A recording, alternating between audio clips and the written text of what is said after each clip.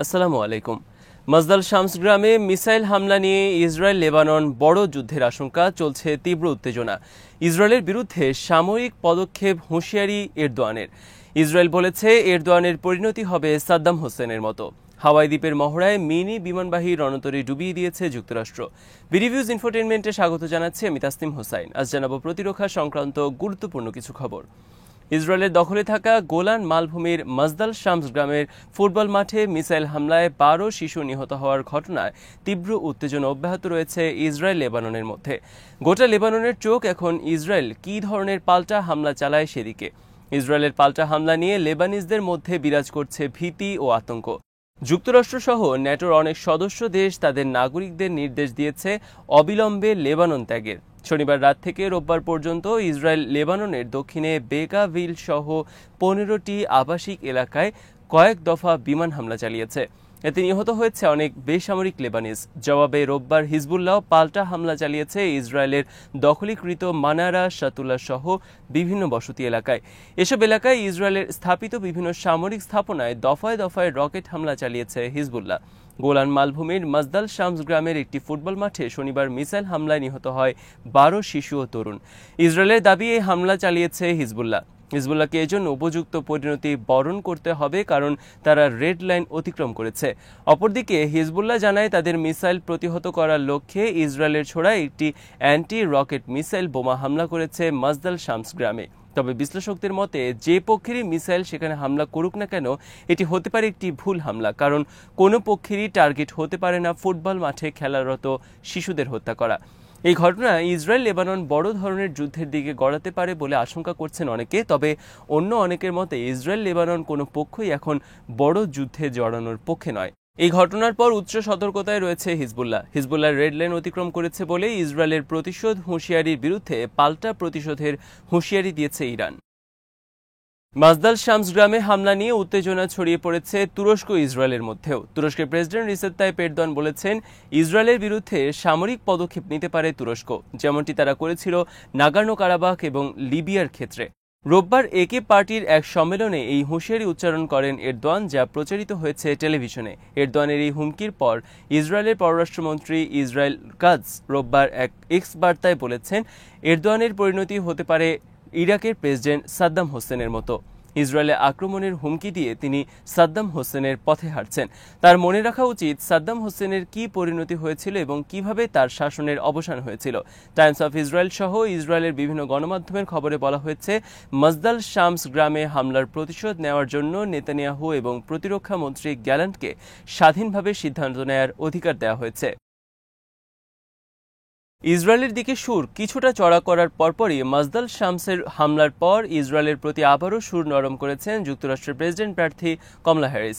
রোববার তিনি ইসরায়েলের আত্মরক্ষার পক্ষে জোরালো কথা বলেছেন। কমলা হ্যারিস বলেছেন ইসরায়েলের নিরাপত্তা রক্ষায় অঙ্গীকারাবদ্ধ যুক্তরাষ্ট্র। গত ২৪শে এপ্রিল যুক্তরাষ্ট্রের কংগ্রেসে চতুর্থবারের মতো ভাষণ দেন ইসরায়েলের প্রধানমন্ত্রী নেতানিয়াহু। এই ভাষণের সময় অনুপস্থিত ছিলেন কমলা হ্যারিস, ন্যান্সি পেলোসি সহ ৮০ জন ডেমোক্রেট। তবে নেতানিয়াহুর নেতৃত্বে গাজায় যখন ইসরায়েলের গণহত্যা চলছে, এমন সময়ও নেতানিয়াহুকে কংগ্রেসে ভাষণ দেওয়ার আমন্ত্রণ জানিয়ে যুক্তরাষ্ট্র কংগ্রেস সমর্থন দিয়েছে গাজায় চলমান হত্যাকাণ্ডকে। নেতানিয়াহুর ভাষণের সময় উপস্থিত কংগ্রেসম্যানরা করতালি আর দাঁড়িয়ে নেতানিয়াহুকে স্বাগত জানানোর মাধ্যমে তারা আসলে গাজায় লক্ষাধিক নিরপরাধ মানুষকে হত্যার অভিনন্দন জানিয়েছে বলে সমালোচনা করছেন অনেক বিশ্লেষক। গাজায় ইসরায়েলের পরিচালিত গণহত্যার মূল পৃষ্ঠপোষক বাইডেন। নভেম্বরের নির্বাচনকে সামনে রেখে ভোটারদের প্রতারিত করতে কমলা হ্যারিস এখন ইসরায়েলের সমালোচনা করছে এবং সুর কিছুটা কঠিন করেছে। তবে তাতেও কাজ হচ্ছে না, কারণ সর্বশেষ নির্বাচনী জরিপ ফলাফলে দেখা গেছে কমলা হ্যারিসের তুলনায় এগিয়ে রয়েছেন ট্রাম্প। এদিকে খান ইউনিস সহ গাজার বিভিন্ন এলাকায় রোববার বিমান হামলা চালিয়েছে ইসরায়েল। এতে নিহত হয়েছে অজানা সংখ্যক বেসামরিক ফিলিস্তিনি। ইসরায়েলের নুসিরাত এবং দুরেজ সহ বিভিন্ন এলাকা থেকে ফিলিস্তিনিদের চলে যাওয়ার জন্য নতুন করে আদেশ জারি করেছে। এর ফলে রোববার ওইসব এলাকায় নতুন করে মানবেতর পরিস্থিতির সৃষ্টি হয় এলাকা ত্যাগের কেন্দ্র করে।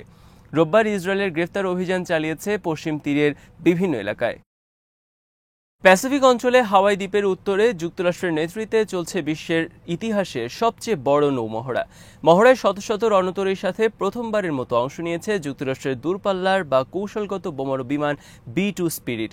মহড়ায় অংশ নিয়ে B-2 স্পিরিট বোমারু বিমান শক্তিশালী বোমা হামলা চালিয়ে ডুবিয়ে দিয়েছে যুক্তরাষ্ট্রের একটি মিনি বিমানবাহী রণতরী USS তারওয়া।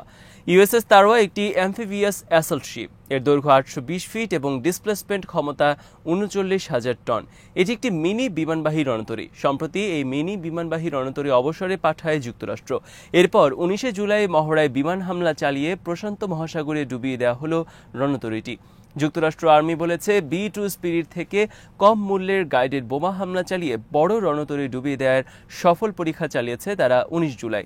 B-2 বোমারু বিমান ছাড়াও যুক্তরাষ্ট্রের F-18 হর্নেট থেকেও মিসাইল ছোড়া হয় মিনি বিমানবাহী রণতরীতে। বিশ্লেষকদের মতে বোমারু বিমান থেকে শক্তিশালী বোমা হামলা চালিয়ে মিনি বিমানবাহী রণতরীর মতো অ্যাসল্ট শিপ ডুবিয়ে দেওয়ার মহড়ার উদ্দেশ্য ছিল চীনের সাথে সম্ভাব্য যুদ্ধ সামনে রেখে এই ধরনের মহড়া পরিচালনা করল যুক্তরাষ্ট্র। চীন এই ঘটনার প্রতি নজর রাখছে। যুক্তরাষ্ট্রের 3টি কৌশলগত বোমারু বিমানের মধ্যে সবচেয়ে শক্তিশালী হল B-2 স্পিরিট। যুক্তরাষ্ট্রের B-2 স্পিরিট একটি রহস্যময় স্টেলথ বোমারু বিমান। এর স্টেলথ বৈশিষ্ট্যের কারণে অনেক শক্ত প্রতিরক্ষা ব্যবস্থা ভেদ করে শত্রু শিবিরে হামলা পরিচালনা করতে সক্ষম। হাওয়াই দ্বীপের কাছে এই নৌমহড়ার বিরুদ্ধে ইতোমধ্যে বিবৃতি প্রকাশ করেছে প্যাসিফিক অঞ্চলের অনেকগুলো ক্ষুদ্র দ্বীপরাষ্ট্রের পক্ষ থেকে। তাদের সহ বৃহত্তর প্যাসিফিক অঞ্চলের শান্তি এবং নিরাপত্তার নামে এই মহড়া পরিচালনার কথা বলা হলেও তারা বলছে এর মাধ্যমে তাদের নিরাপত্তা আরও বিঘ্নিত হচ্ছে, ধ্বংস হচ্ছে পরিবেশ। এশিয়া প্যাসিফিক অঞ্চলে বাড়ছে যুদ্ধ উন্মাদনা, যা এখনকার সবচেয়ে ছোট ছোট দ্বীপরাষ্ট্রের জন্য বৃদ্ধি করেছে নিরাপত্তা হুমকি। চীন এবং উত্তর কোরিয়ার মোকাবেলায় সামরিক সম্পর্ক আরও জোরদার করার ঘোষণা দিয়েছে যুক্তরাষ্ট্র, জাপান। রোববার জাপানের টোকিওতে জাপানের প্রতিরক্ষা এবং পররাষ্ট্রমন্ত্রীদের সাথে বৈঠক করেন যুক্তরাষ্ট্রের প্রতিরক্ষা এবং পররাষ্ট্রমন্ত্রীরা। বৈঠক শেষে যৌথ বিবৃতিতে দুই দেশের সামরিক সহযোগিতা এবং আন্তঃসম্পর্ক আরও গভীর করার কথা বলা হয়েছে। এর অংশ হিসেবে জাপানে প্রতিষ্ঠা করা হবে যুক্তরাষ্ট্র জাপান যৌথ সামরিক সদর দপ্তর। এই সদর দপ্তর পরিচালিত হবে যুক্তরাষ্ট্রের ইন্দো প্যাসিফিক কমান্ডের অধীনে। তবে জাপান বর্তমানে আতঙ্কে আছে নভেম্বরের নির্বাচনে ট্রাম্পের জয়ী হওয়া নিয়ে। এর আগে ট্রাম্প যখন হোয়াইট হাউসের দায়িত্বে ছিলেন তখন জাপানে অবস্থিত যুক্তরাষ্ট্র আর্মির খরচ অনেক কমিয়ে দেন। জাপানকে বাধ্য করেন সেখানে অবস্থিত যুক্তরাষ্ট্র আর্মির জন্য খরচ ব্যাপকভাবে বৃদ্ধি করতে। ট্রাম্প প্রশাসনের সময় জাপানের সাথে যুক্তরাষ্ট্রের সম্পর্কেরও অনেক অবনতি ঘটে। জাপান যুক্তরাষ্ট্র থেকে গুরুত্বপূর্ণ অনেক অস্ত্র কেনার পরিকল্পনা তখন বাতিল করে। নভেম্বরের নির্বাচনে ট্রাম্প ক্ষমতায় আসলে একই ঘটনার পুনরাবৃত্তি ঘটতে পারে বলে মনে করছেন অনেকেই। বাল্টিক সাগরীয় উপকূলে সেন্ট পিটার্সবার্গের নিকট রোববার বাৎসরিক নৌ প্যারেডের আয়োজন করে রাশিয়ান নেভি। এতে অংশ নেয় রাশিয়ার 2 শতাধিক রণতরী এবং 15,000-এর বেশি সেনা। প্যারেডে উপস্থিত ছিলেন Russian president Vladimir Putin. Russian এই প্যারেডে অংশ নেয় চীন, ইন্ডিয়া, আলজেরিয়া সহ আরও অনেক দেশের নেভি। রাশিয়ার নর্দার্ন বাল্টিক, প্যাসিফিক এবং কাস্পিয়ান নৌবহর সহ আরও বিভিন্ন ফোর্স অংশ নেয় মহড়ায়। আজ এখানেই শেষ করছি। সমরাষ্ট্র, প্রতিরক্ষা এবং কূটনীতির নানা তথ্য জানতে চোখ রাখুন বিডিভিউজ ইনফোটেনমেন্টে। চ্যানেলটি ভালো লাগলে সাবস্ক্রাইব করুন, সংযুক্ত থাকুন আমাদের ফেসবুক পেজে। আল্লাহ হাফেজ।